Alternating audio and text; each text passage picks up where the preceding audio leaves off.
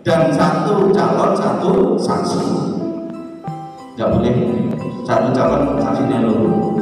Jadi cuma satu. Jadi berarti kalau calonnya 3 berarti saksinya kita 3. Itu ya.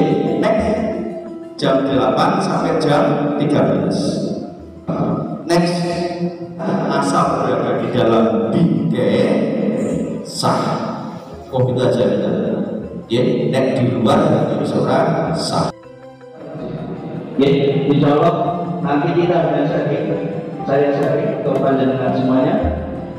Mari bersama-sama kita sharing, saling melengkapi sehingga nanti kita bisa berjalan dengan baik. Next. Bapak Ibu sekalian, ini cara dasar hukumnya ini kita perlu bacakan. Oke, next. Ini yang masih dasar hukum di dalam Pilkades, yaitu panduan Pilkades di masa pandemi. Ini suka dan tidak suka, kita bukan membuat kebijakan, tapi pelaksana kebijakan. Artinya apa? Sementara ini pandemi belum dihapus, maka aturan dasarnya kita tetap ikuti pandemi terkait dengan nanti di TPS. Jadi Bapak Ibu sekalian, SOP-nya seperti apa? Di antaranya disemprot, kemudian pakai masker, kemudian SOP standarnya seperti itu, Bapak Ibu. Dan nanti dari Pemdes katanya sudah siap untuk memfasilitasi. Karena memang kita bukan membuat kebijakan, tapi pelaksana kebijakan. Jadi kita pertemuannya masih itu, maka dari itu Pilkades kali ini dibuat 20 TPS. Itu yang jadi pertimbangan dari pemerintah Kabupaten Magelang. Jadi TPS kita 20, dan ini mungkin rekor di Bapak Ibu. Ini rekor di Kabupaten Magelang 20 TPS. Yang lain ada yang 1, 2, ada yang 4, ada yang 5. Kita baru 20. Secara umum saya beri gambaran tahapan Pilkades persiapan pencalonan pemungutan suara penetapan. Posisi kita sekarang adalah di sini, di pemungutan suara. Posisi kita di pemungutan suara. Setelah pemungutan suara, nanti ada penetapan. Next. Bapak Ibu sekalian, untuk daftar pemilih awal mula adalah DP4. Apa itu DP4? Daftar yang dari Dukcapil. Awal data dari Dukcapil. Kemudian divalidasi, kemarin sudah dating validasi, baru menjadi DPS, dan itu sudah berlalu.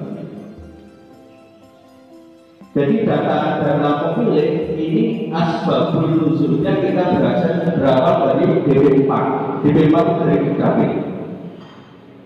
Kalau secara umum 17 tahun, kan itu secara umum, atau sudah menikah dan seterusnya. Ini sudah masa lalu. Next. Nah, ini DPT. Kemudian yang dipakai kita dalam pelaksanaan di lapangan DPT. Pemilih yang terdaftar di DPT itulah yang berhak menggunakan hak pilihnya. Siapapun tidak ada di DPT berarti tidak boleh memilih. Intinya kita tahu, Jadi kalau sudah ada di DPT berarti dia berhak untuk memilih. Tetapi kalau di DPT-nya nggak ada, urusan atau kita tidak sebagai KPPS, kita tidak melayani yang tidak ada daftar di DPT. Jadi ini bukan kayak pemilu dulu kan seperti itu, KTP selesai gitu. Kalau ini tidak, harus ada di DPT. Next. Sekarang Ini bakal calon, prosesnya adalah kemarin bakal calonnya adalah Bapak Iksan Mansur, kemudian Angga Saputra, kemudian Bapak Mulsafo bakal calonnya. Next.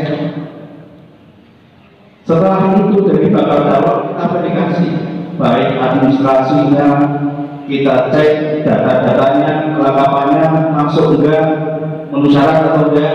Setelah kita olah, akhirnya bisa memenuhi syarat. Next. Inilah calon yang bakal kita pilih. Yang nomor 1 adalah Bapak Angga Saputra Estok MPD. Yang urut 2 Bapak Musanto, urut 3 adalah Bapak Iksan Mansur. Ini urutan dari kartu suaranya, nanti polanya seperti ini. Saya ulangi, yang 1 Bapak Angga Saputra Estok, yang kedua Bapak Musanto, yang ketiga adalah Bapak Iksan Mansur. Nanti kartu suaranya bentuknya seperti ini. Oke, jadi kami bagus. Next. Oke, kita sekarang masuk ke sesi persiapan untuk pemungutan suara. Jadi dalam persiapan ini, pada poin yang ini, kami mohon nanti Bapak Ibu KPPS membagikan undangan kepada para pemilih. Pemilihnya di mana? Yang terdaftar di DPT. Harus ada di DPT. Dan ini diberikan 3 hari sebelum pelaksanaan pemungutan suara.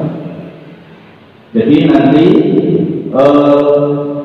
Bapak Ibu membuat undangan diberikan kepada para pemilih untuk hadir pada tanggal 6. Kalau kita tarik itu, kita pemilihan tanggal 6 berarti 3 hari sebelum tanggal 6. Kira-kira seperti itu. Oke, next.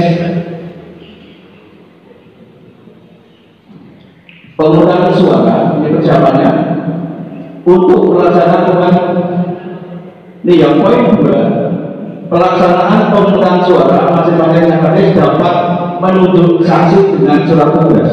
Jadi kalau ada saksi dari calon, mohon diminta surat tugasnya. Nanti karena saksi nanti kedepannya adalah akan menandatangani berita acara pemungutan suara dan penghitungan suara. Seandainya memang tidak ada saksi, ya nggak apa-apa, dan itu tetap dinyatakan sah. Seandainya tidak bawa saksi, nggak ada saksi yang hadir, tetap dianggap sah. Ini yang ngomong aturan tadi, undang-undang yang kita pakai tadi.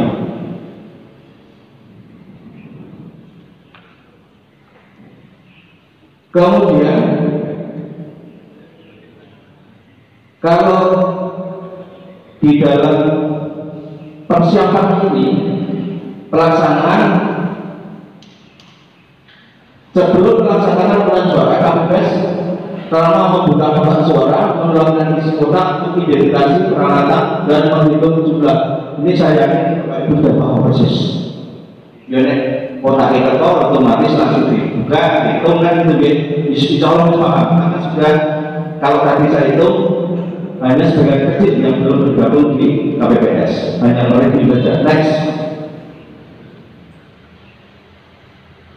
Ini Bapak Ibu sekalian, pemungutan suara kita mulai jam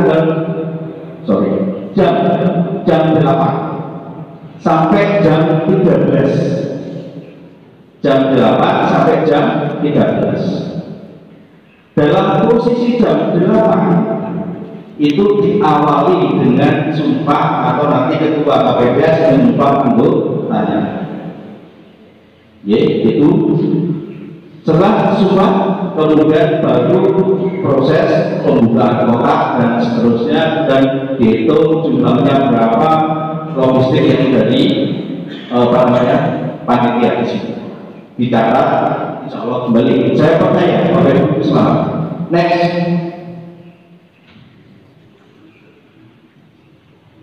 Kemudian dalam pemungutan suara nanti ketua KPPS menandatangani berita acara pemungutan suara. Jumlahnya berapa?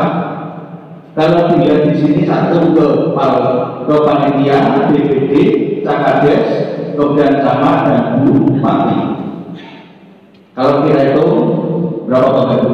1, 2, 3, 4. 4 tambah calonnya 3, 7. Gitu. Calonnya ada 3. Karena calon juga berhak mendapatkan berita acara. Kemudian KPPS sendiri 1. Berarti kita membuatnya masing-masing berapa? 8. Oke. Nanti kami dari panitia akan kita bagikan ke Bapak Ibu, sebanyak itu mohon diisi. Nah, untuk menghemat waktu dalam proses pengisian berita acara, mungkin ini hanya teknis ya. Pas selo-selo atau tulis, ya, nanti sambil selo tulis berita acara. Nanti pada saat yang penutupan, wis rampung berita acara, tinggal tekan-tekan selesai. Lebih cepat, lebih baik. Betul gitu. Next. Seandainya Bapak Ibu, seandainya ada yang penyandang disabilitas, ya mungkin di antara TPS ada yang itu boleh didampingi oleh apa namanya saudaranya, dengan cara tentunya tidak boleh membocorkan kepada hasil coblosannya, tidak boleh dibocorkan. Apakah kita susul berubah? Tidak. Yang datang yang kita layani, kita sepakati. Memang ada yang sakit, yang disabilitas atau yang lansia, memang nggak datang ya nggak usah. Kalau datang lansia, ibu hamil, kemudian disabilitas, mohon dilayani lebih dahulu. Jadi itu mohon dilayani lebih dahulu yang seperti tadi saya sebutkan. Walaupun yang TKI mohon bisa dilayani lebih dahulu. Next. Jadi Bapak Ibu sekalian, nanti di KPPS itu ada 5 anggota. Yang pertama 1 orang ketua merangkap anggota, yang kedua 4 orang anggota, yang kedua adalah petugas keamanan. Jadi setiap KPPS ada 7. Jadi ketua tadi sudah disebutkan. Posisi nanti letaknya di mana? Itu monggo dirembuk bareng-bareng yang baik. Nanti saja. Next. Secara umum tugas ketua dan anggota serta seksi keamanan. Next. Secara umum ketua atau KPPS 1 memimpin proses pemungutan suara, memimpin pengambilan sumpah, menandatangani surat kuasa, memanggil pemilih, memberikan kartu suara, mendahulukan disabilitas, lansia dan pemilih. Ini ketua atau KPPS 1. Ini saat pemungutan suara. Kemudian saat penghitungan, memimpin rapat pemungutan suara dibantu oleh anggota KPPS untuk melakukan penghitungan suara, membuka segel, menghitung surat suara, kemudian mencocokkan surat suara dengan DPT, menghitung surat suara sah, tidak sah, rusak dan tidak terpakai. Ini saya hanya mereview saja, merefresh, karena saya percaya bahwa itu sudah merefresh saja. Next. KPPS 2 membantu menghitung logistik, menulis kartu suara, nomor TPS, desa, kecamatan, kabupaten, memisahkan undangan berdasarkan jenis kelamin, melaksanakan tugas lain yang diberitakan oleh ketua KPPS. Artinya apa? KPPS yang kedua bantu. Tadi kalau KPPS 1 kan menandatangani, menandatangani kartu suara. KPPS 2 bantu tulis TPS berapa, Desa Balirejo, Kecamatan Paguyuban, Kabupaten Magelang.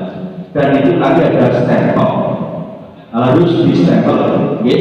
Nanti stempel dari logistik akan kita berikan sama. Jadi masing-masing TPS harus ada stempel. Nah ini tugasnya adalah KPPS 2, next dan KPPS 3 sama. Jadi KPPS 2 dan 3 itu jadi kedua, itu kerja, jadi.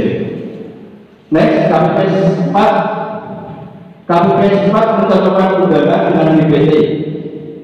Ini biasanya pemilih datang, oke, undangan dan DPT sesuai. Kalau sudah sesuai, berarti masuk ke ruang tunggu.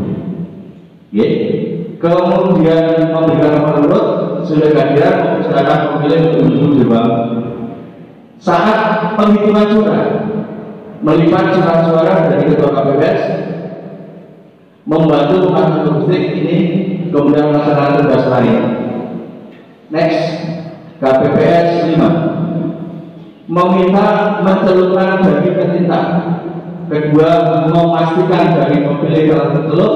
Ketiga, mempersilakan pemilih untuk menjalankan perolehan suara. Artinya ini, jadi nanti kita dari kabupaten itu mencelup atau ditetes pakai pipet, ya. Kalau nanti ditetes pakai pipet tinta satu tetes yang bukan jarinya, tapi kukunya di sini. Nek ditetesi, ini nek diceluk atau betul selesai. Nanti tergantung dari semuanya yang sudah dapat.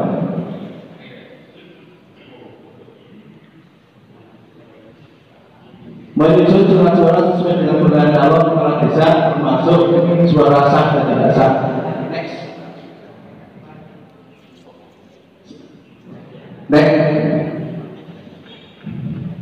Ini kalau saksi, prinsip saksi datang bawa surat mandat atau surat tugas dilayani. Nek orang akan dilayani, itu aja. Tidak boleh masuk ke ruangan pemberian surat. Saya saksinya A, nek orang bawa surat tugas, orang Joko, orang pusat, itu aja. Kita terkait dalam hal itu. Nek tidak jawab surat, jadi masalah semuanya. Jadi nek saksi dengan bawa surat tugas, kita lagi masuk ke dalam area. Dan satu calon satu saksi, nggak boleh satu calon saksinya dulu.